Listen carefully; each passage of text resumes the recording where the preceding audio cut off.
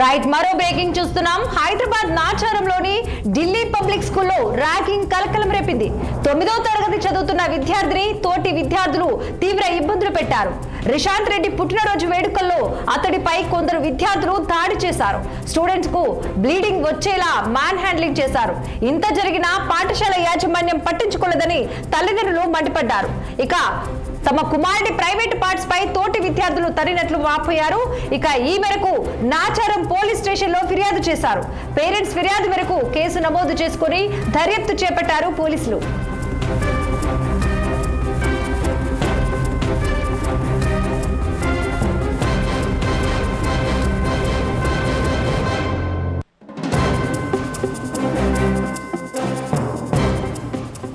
Hyderabad నాచారంలోని Delhi public స్కూల్లో ragging కలకలం రేపింది.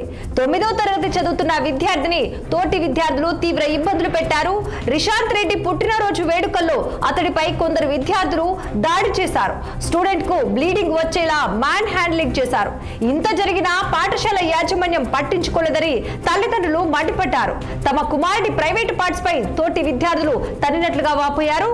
ఈ మేరకు నాచారం పోలీస్ స్టేషన్ లో ఫిర్యాదు చేశారు.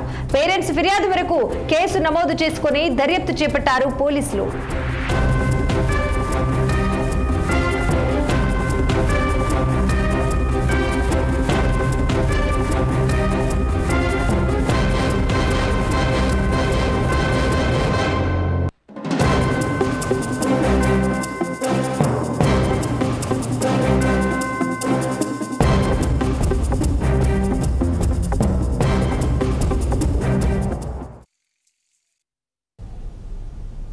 అవినీతి